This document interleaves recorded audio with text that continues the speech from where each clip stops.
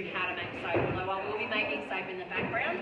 It's to talk about what did soap look like over time, how's it changed into what we know today, and we're going to play with some experiments that I've got here about soap, but I will be making soap in the background, so when I'm talking about the chemical reactions, I'll show you how they work, so that you've got a bit of an understanding. So soap has been around for like 4,000 years. We've had it for a long time, but in different forms, not in the cake form that you know of today. I found this really interesting reference about Mount Sopra in Italy, it's in Rome, where they were actually doing the animal sacrifices on top of the mountain. They were camping towards the bottom of the mountain, and of course what was happening is the rainfall was washing the fat and the mud and stuff down through the campsites into the muddy area at the bottom, and they were getting bubbles, natural bubbles forming in that muddy mess, and they started bathing it. And there was this interesting reference, I think it was really quite early, about 3 CE, about, using this really heavy clay-based kind of slush as a soap. It was still already going through some sort of saponification, which is the chemical reaction between lye, which is what happens when ash mixes with water, and fat. So it was an interesting thing, but without the agitation, I guess that was just happening naturally in the environment, through movement, people turning up the mud, and that was a really interesting reference to me. We found soap references, from Egypt, so it's been around for a long time in one form or another, but not always in the hard bath that we know of today. One of the interesting things that as I started to do research is that most people practice soap making. Most people in their home were making lye. And that really surprised me, because when we think of lye in today's context, we're thinking about caustic soda, which is actually quite a strong base. And it's not something that most people have in their home, and if you do have it, it usually has big caution signs all around it. So the thought of people in their ordinary homes actually making lye was actually quite surprising to me. But as I got this book and started to read, this woman did some investigations about what did medieval lye look like, and she did a bunch of tests, and suddenly it became evident that this lye here, the chemical, caustic soda that I can buy at Bunnings, is 1,000 times, magnitude of 1,000, stronger than what they were doing. In fact, there's a reference that she's got in here of them making up the lye and actually tasting it on their tongue to see if it was ready for use. So, that to me was very surprising. Like, that just blew me out of the, because there's no context for that anywhere else. So that was really interesting. So the fact that they were using, most people knew how to make lye in the home and make some form of black soap. And black soap is just a term in that it was a hot oil process, and it just burnt it basically, so it's got like this blacky ashy kind of look. Most people were doing that, and they were bathing regularly. Earlier period, interestingly, they were bathing more frequently than later period, and I'll talk more about that in a little while. But basically, you can imagine during the plague times, Tudor England, they discovered that they thought the plague was entering the skin through the pores in your skin, so you wanted to have no way of actually, reduce the risk of the transmission. So what they were saying is leave every window open, even in the middle of winter, because we need fresh air. That's the number one way to keep the plague away. And the second way is to not sweat. So you would only bath maybe once or twice a week, actually a cold body bath, and it would be with cold water. So you can imagine that. But they were still encouraging washing your hands and face before every meal. So that was like they were still bathing their hands and face regularly, but not the whole body. So bathing practices over time also changed depending on what the situations were. Okay, I like to tell people that soap is one part science, is a part that we're all going to talk about the science part, and there's part that's about the art, and then there's one part mystery and magic, because I honestly sometimes can repeat processes and get entirely different results on different days. So I'd say that the art is actually mystery, and I'm going to talk about all those parts in different ways. Okay, a bit about the science. So I have talked about the fact that we know lye was very different. That the lye I'm using today is actually caustic soda and just bought at Bunnings, and I made it up to a recipe. Now this is books of recipes here, you know, I'm going to leave them around, people can come and have a read of them. But for reference today, I am using this recipe here, and I'm going to talk about it and I'm going to pass it around and everyone can have a look at this, and in fact I've given it to you in your notes, so when you actually go home you've got it to talk about later. But the science behind soap making is exact. If you don't get it exact, there's harsh reactions when you don't get it exact. So I'm going to talk to you first about a principle of... So do you mean harsh reactions in the soap making or on your skin when you use it? All the things.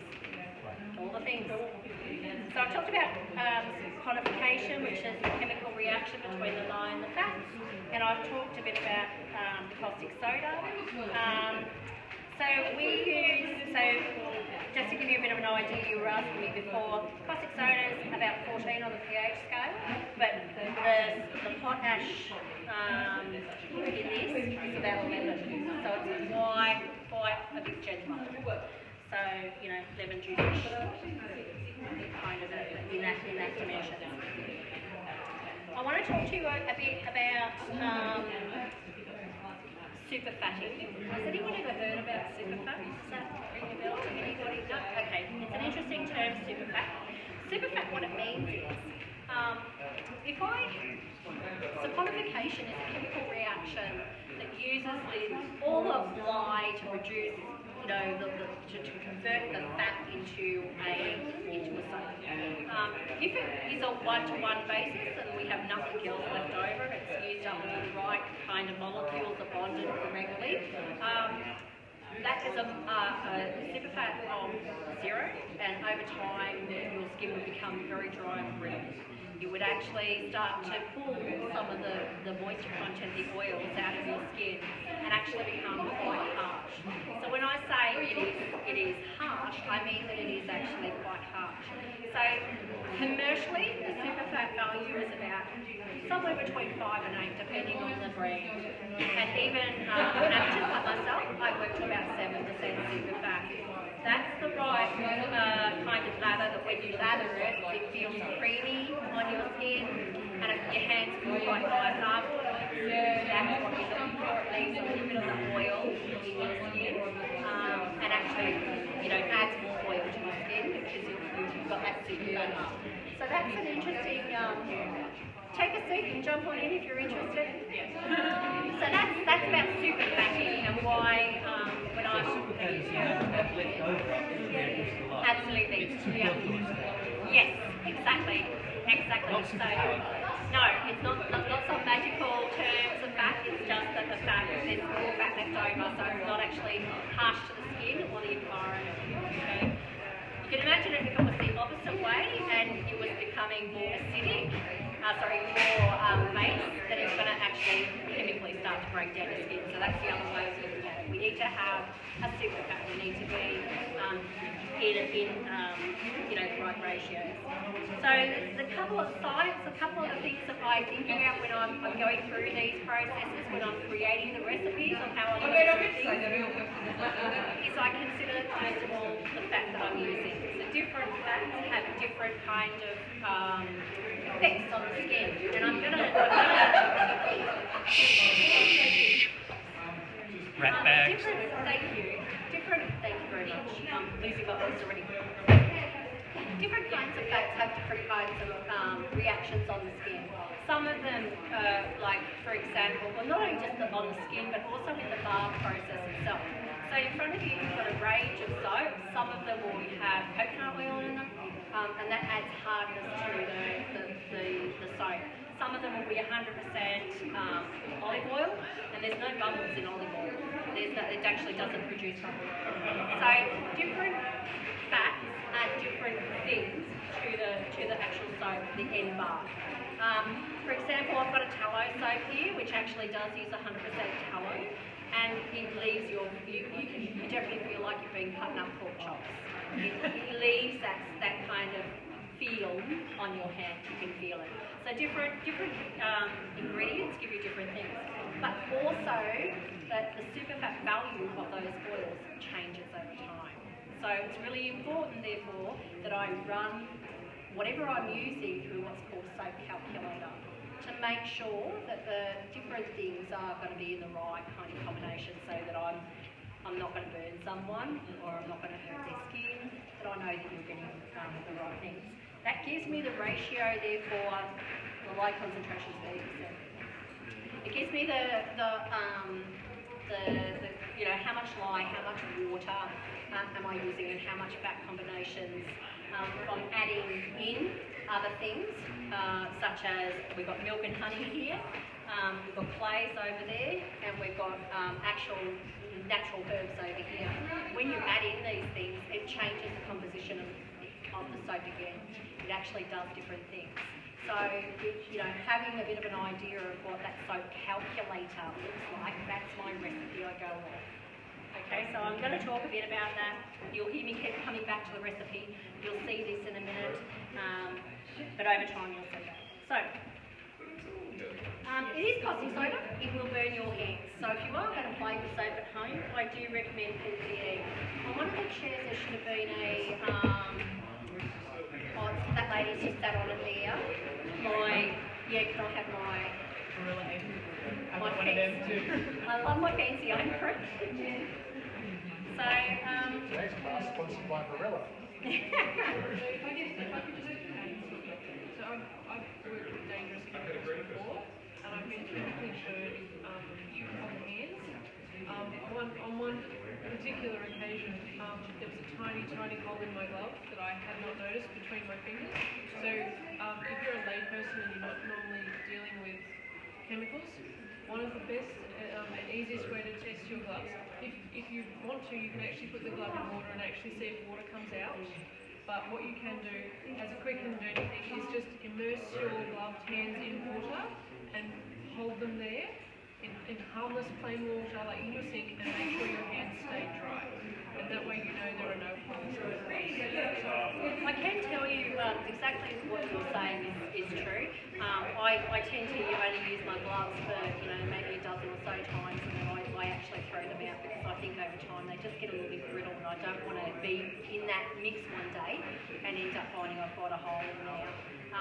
So lye comes in, the caustic soda comes in tiny little balls that I will caution you that those tiny little balls bounce, so as you're trying to add them, they can bounce, and I had one little ball bounce under the tongue of my shoe, and it created a blister in about 2 minutes. I didn't even know it was there. It just, you know, sucked out the moisture out of my skin and the oils on my skin surface, and I got a caustic burn in like 2 minutes flat. So Joe had to actually ring the poison supply and find out how to neutralise it, because it was actually still burning for 2 days later. So I will caution you, it is a chemical. It is, you know, do take your care. That's why there's a bit of a barrier.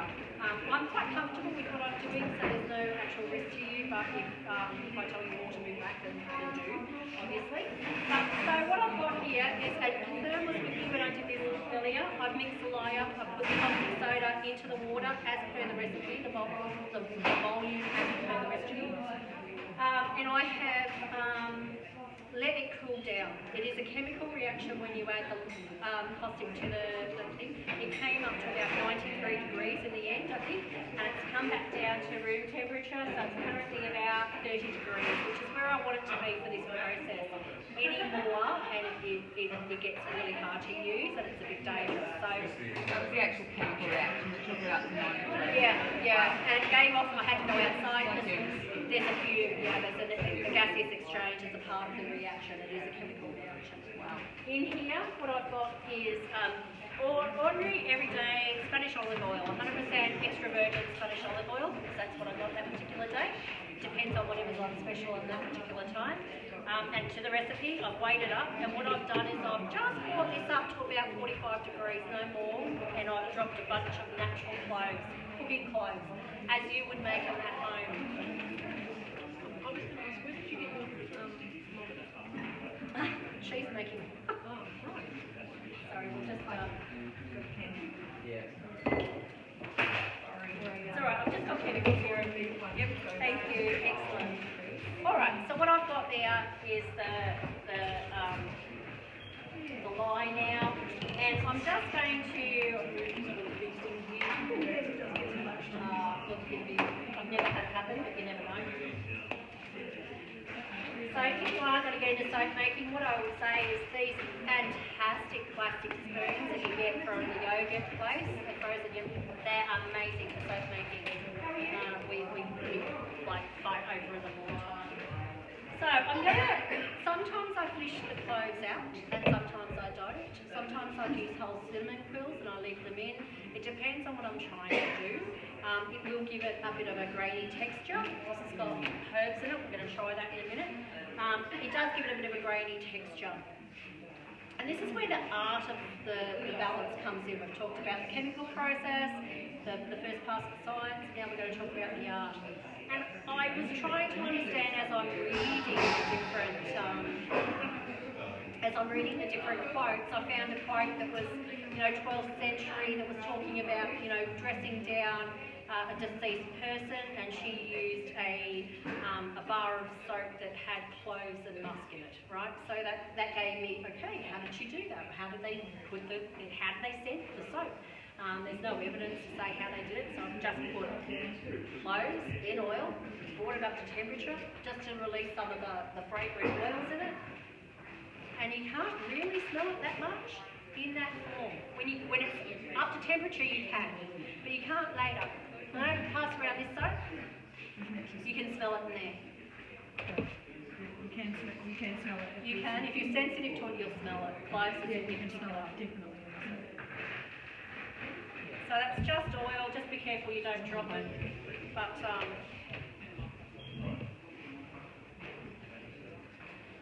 can you smell it, Jerry? Mostly I smell olive oil. Yeah, It's right. olive oil with something. Yeah. Like citrus in there and floating. I have had issues with mold over time. With cloves? Not cloves, grease stuff. I think greens comes more prone to cold for the dry stuff. Thank you.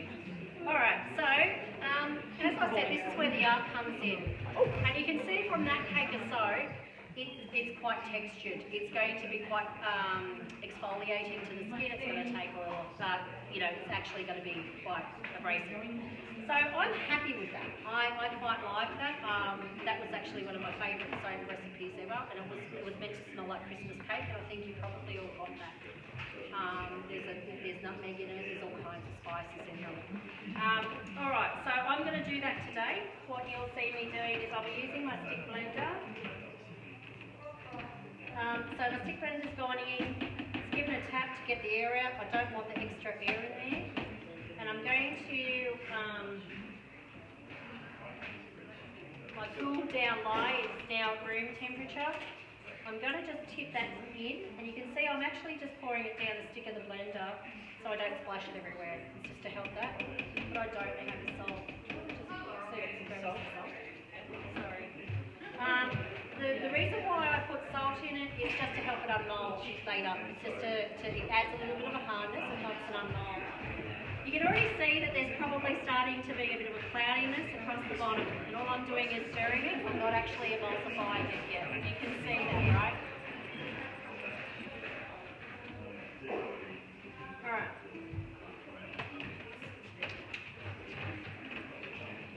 I've turned on everything, we'll get going.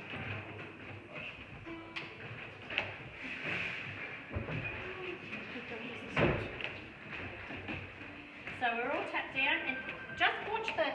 Thank you. So how does the salt function relate to It makes it harder, and it just... harder. Yeah, it just Right. adds a hardness to the soap. So, Right, yeah. remember I was saying all soaps are different? 100% olive oil. We've got another soap maker, I just remembered, in the room. Is an incredibly soft soap. It's fragile. Actually, a very hard soap. It Olive takes a oil long is a time. mystery. It starts very soft, takes you ages to unmold, particularly if you don't use the salt. If you use the salt, it improves. But you keep it for 12 months before using it. And then it's rock hard. and then it's like a rock. Yeah, it will over time. It will but harden. Not pass that around yet. It will harden more than anything else hardens. Okay. So just keep an eye on it. And a bit like if you've ever mixed oil and vinegar for your emulsifying for your salad dressing, it's a similar process. So what I'm looking for here is to see where that happens. When does that saponification happen? And it is happening already. And what I'm looking for is a concept called trace. And trace is where it starts hardening up just enough that it actually changes consistency. And on top, I can see, so you can all stand up now, you'll see it. I've got it dribbling, you can see the dribble just sitting on top.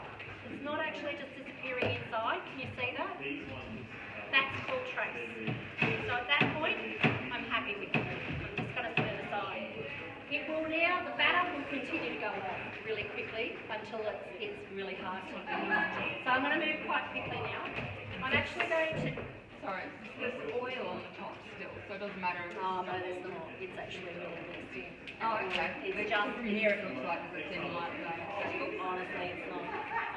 So what I'm going to do is, I should have done this before, is I'm just going to put in like a teaspoon of Mediterranean clay. And I'm doing this just to show you, A, it helps the soap to firm up quicker so I can unmould it quicker, but it also just adds a bit of fragrance, natural fragrance and texture. It does have a cleaning process. So there's the art part of it, right?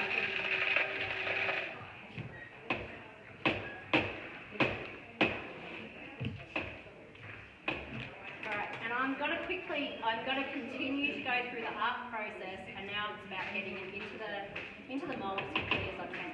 But I haven't put much, you can see I haven't put much in terms of the clay in there, just enough to give it a little bit of firmness. Alright. You've talked about your soap calculator Yes. and getting all the ratios right. Yes. You've not measured out your salt and clay very specifically. It's about a teaspoon per half kilo of each. And I just did it by eye because yeah. So all I'm doing here is I'm just pouring it quite roughly into a mould. I'm not too precious about it. If I was doing this commercially, it would be a lot more smooth than it is, but this is for the medieval, experimentation kind of side of things. When I do some moulds like this, which is a very commercial mould, you can imagine it comes out a bit moist, a bit, what's it called? So you just put a little bit in. So if you're playing with moulds, here's a tip, you put a little bit in, a little bit, tap down, and you really want to remove those bubbles. So that's what I'm doing there.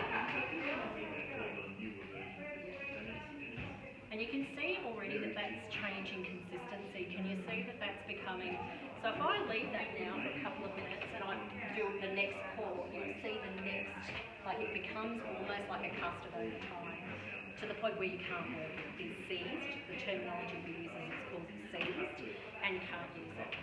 So this is going to produce a kilo of soap, but the soap goes through an evaporation process, and this is a part of that chemical process, the science. It will now take probably 3 days till I can unmould it, and then probably 6 to 8 weeks before I can use it. And I do have a chunk of 100% olive oil soap. It's about 4 weeks, so that we can actually feel what it feels like when it's not 100% cured. Any other soap other than olive oil at 4 weeks we consider to be cured. So olive oil is a different thing entirely, and that's what they use. So, when I find references saying that they put milk and honey in, for example, or clays in, they were using clays, I assume it was probably to help that firm up process. I have found there's a couple of different clays on there, 3 different clays on that particular plate. But we're going to have a bit of a try while I'm waiting for this to go off a little bit more.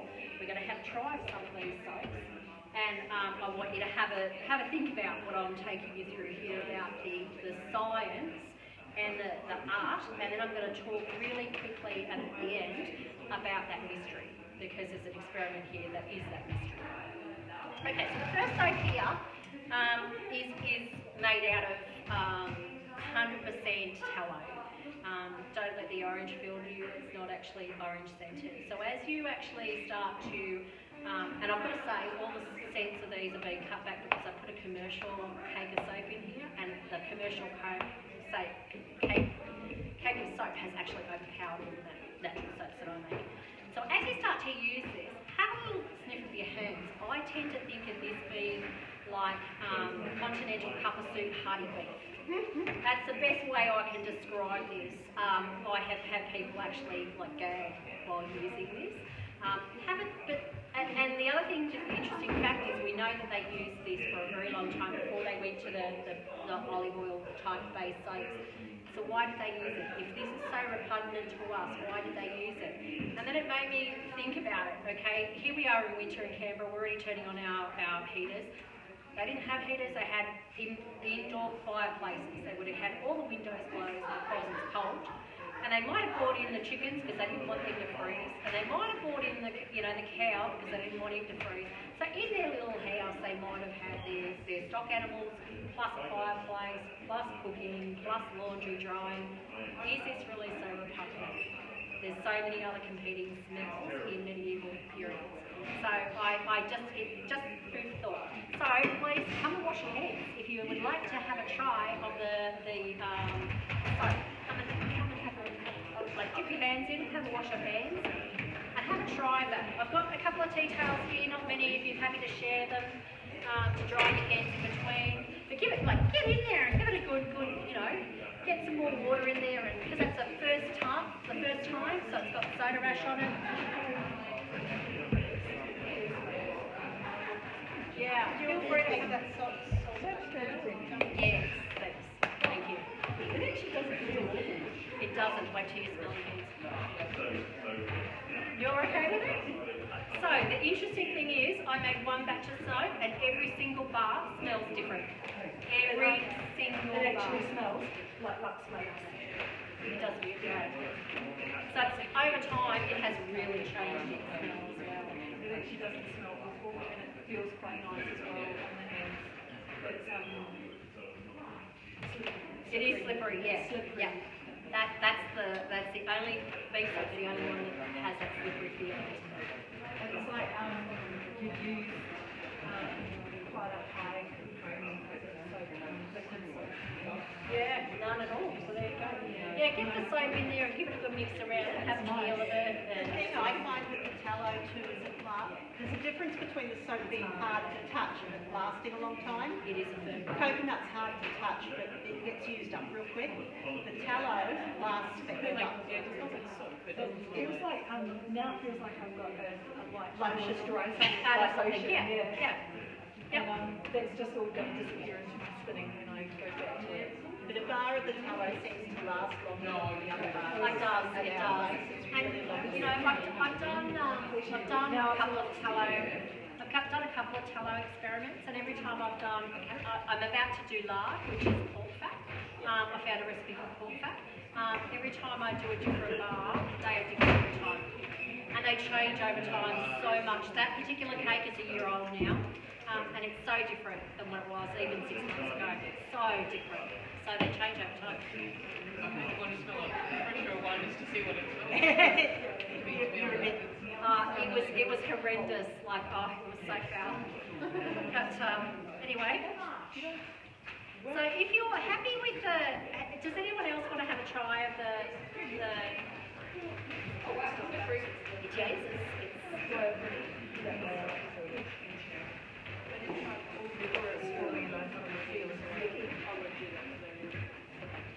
I'm using I'm that surprised that hasn't been asked us, especially with cloves. Cloves usually like clove oil and stuff.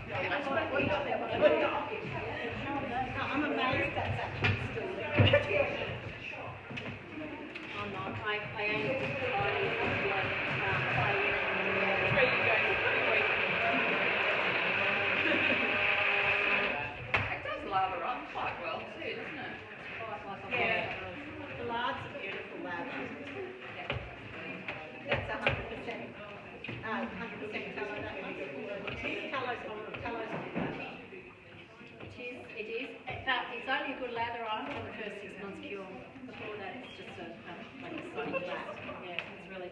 like I dropped into so many Okay, so if you're happy with having a go at the tallow, we're going to keep going along that, I guess, the journey. So I found, you know, those conversations about, you know, infusing the oils like this. Could they have just used whole cloves and cinnamon? And this has got, this particular one has cinnamon, mace, nutmeg,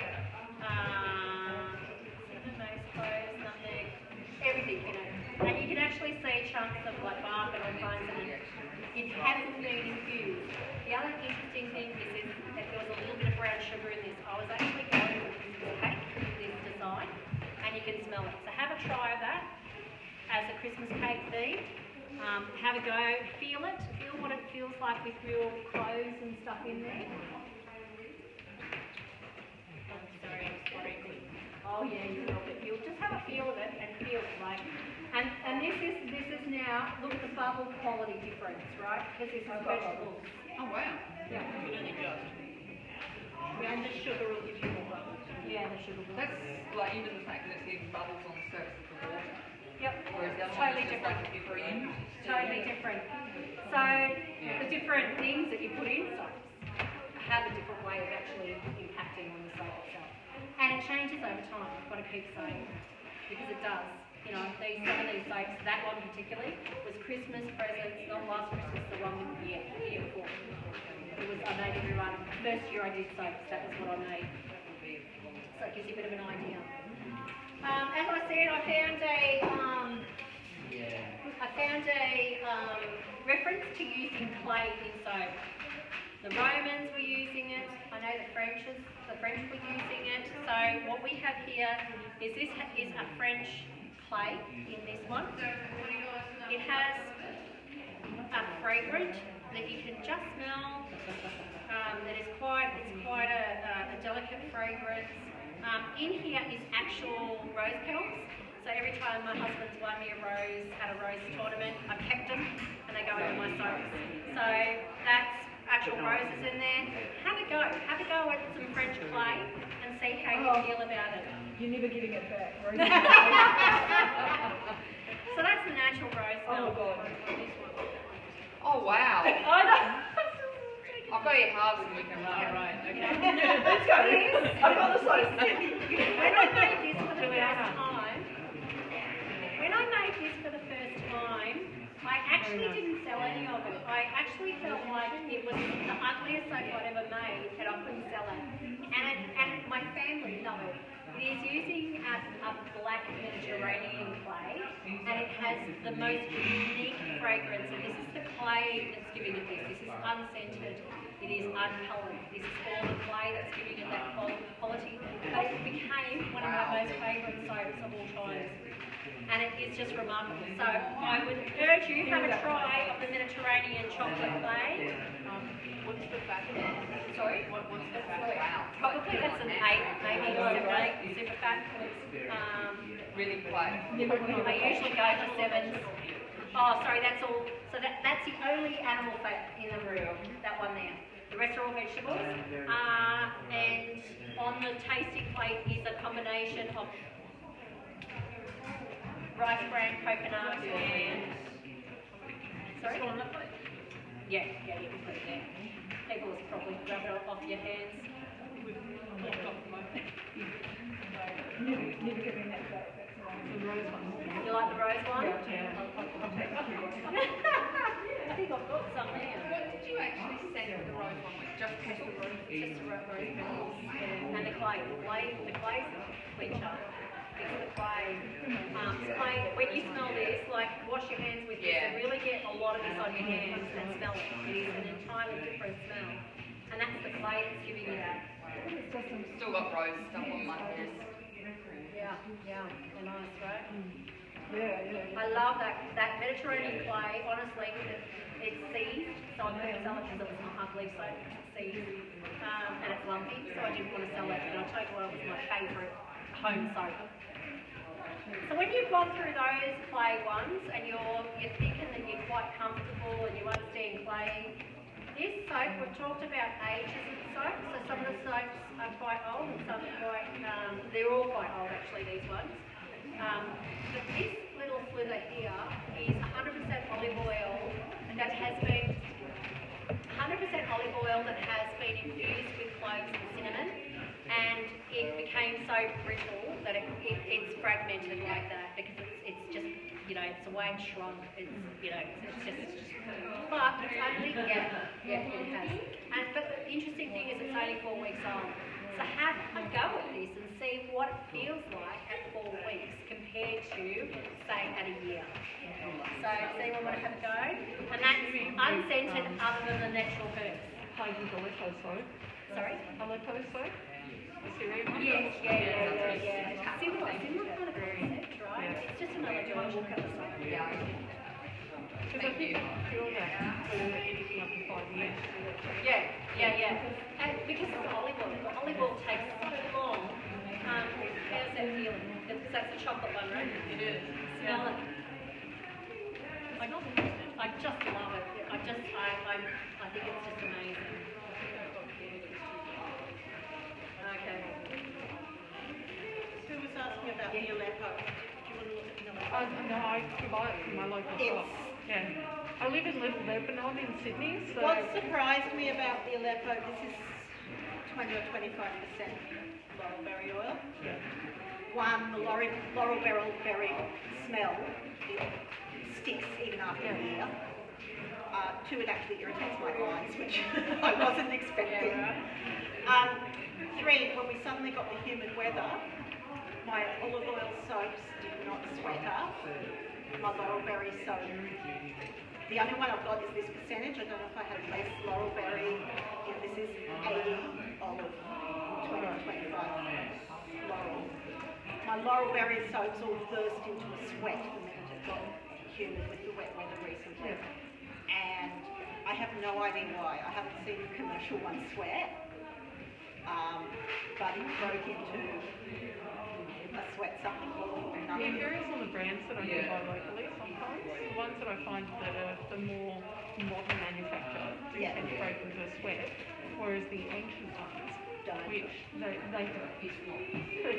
they just look and smell appalling, but when you use them, they're the best. The other thing is they're made with a cooked process. They're made with a 3-day cook, which is a hot process. It's a hot process. Or actually it's between it's a hybrid process. It's not a hot process either, but they're cooked for 3 days.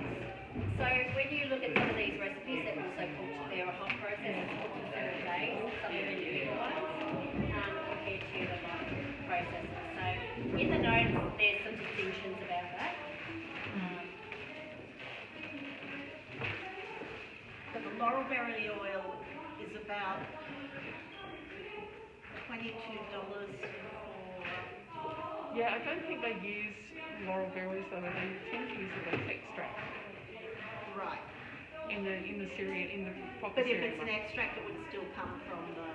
Yeah, it does come from the laurel, but it's the leaves rather than the berries that they use for the soap manufacture over there.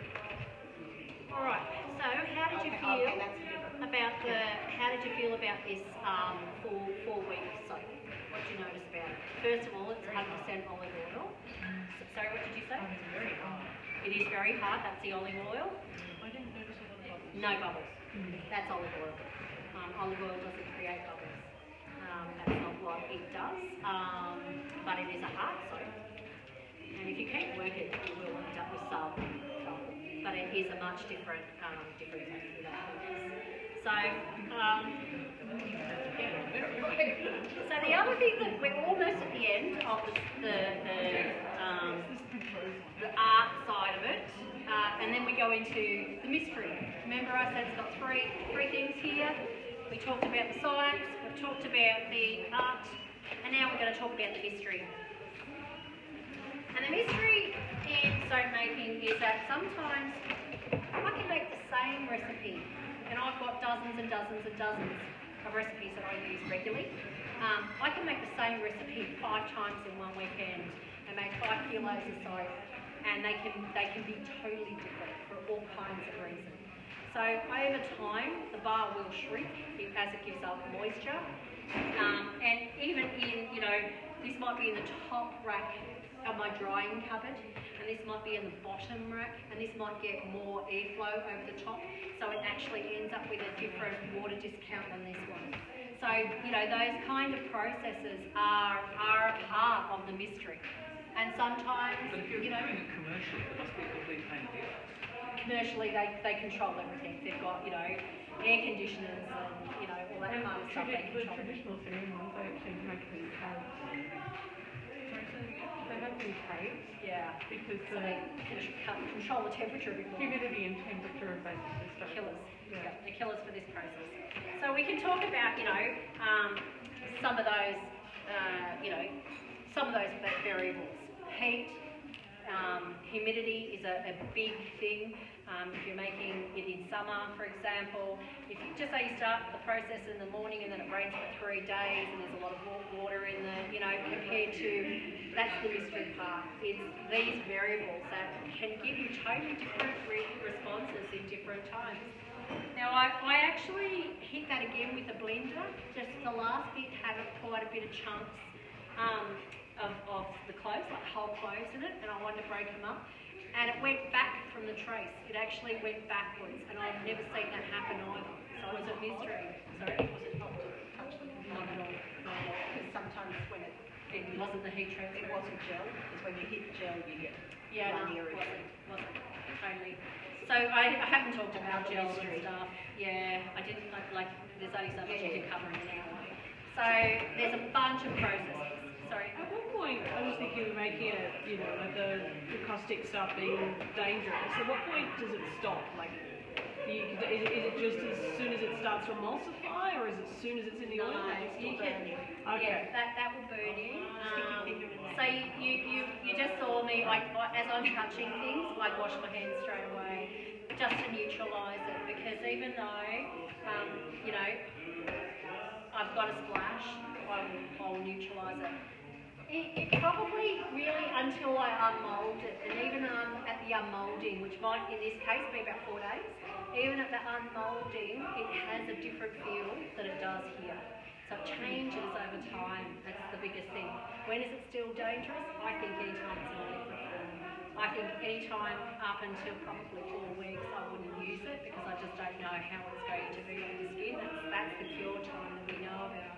Do you test the pH? I have a couple of times, but I don't. Yeah, generally speaking, I don't. But I do just for curiosity, right? So have you tested the pH of these? Not for a long time. There's a lot of debate about It changes over time. It should be about 9. At what point do you... But whether Certain safe, yeah. Look, and you know what? Go back to that third part of the mystery. It's different every day. But you're also you're going to get a pH difference from Oh, yes, absolutely. How much so did you get in the water? I get litmus papers sometimes for cheese making. Short of shaving off 2 grams exactly and mixing it into teaspoons of water. specifically, and they go in increments.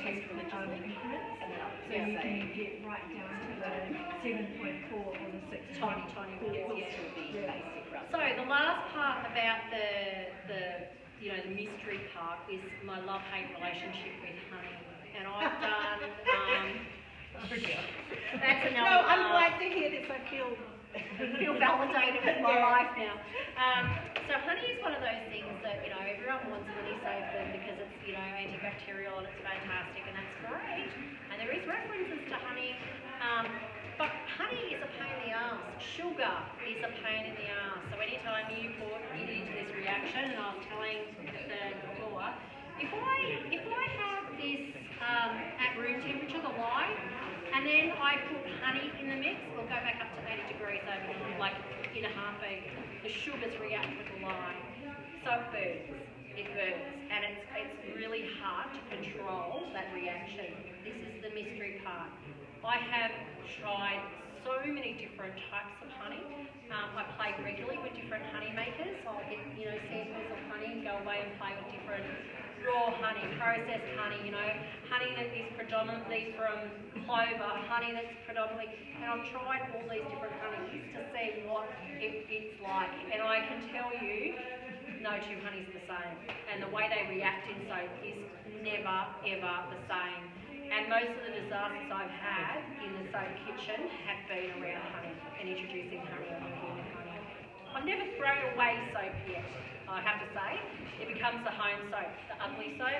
Fantastic soap, I love it, but I can't sell it. So I've got two soap experiments that I want to talk about here. And I used to have another one. Can you see how soft that is? You see that's really quite soft. And then when you get to the other end, it's like hard. This is the same batch of soap. In the bottom one, it's got goat's milk, and that's all it's got in it. What I can tell you is that this is gelled.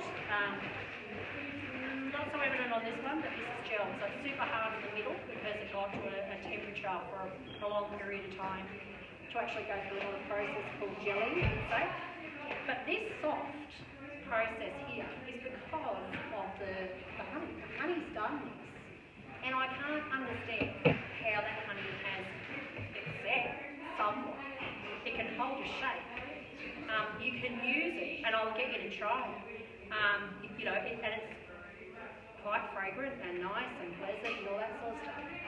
But it didn't set apart like I want apart. Like this is the same batter.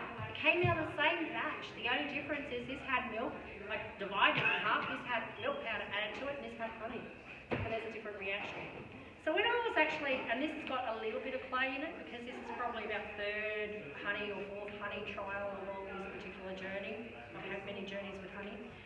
I got to a point where I'm like, maybe if I throw enough clay in it, that will counteract that. And so this is also a soap that is honey and milk, exactly the same. I haven't added a white colour to it doesn't have that chalky white, but it is still milk.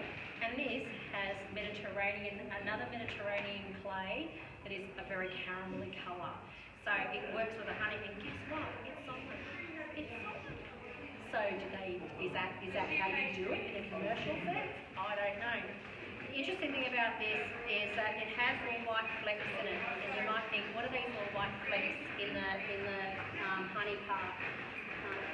Pass them around, have a feel of it. Do you remember I added salt in the process?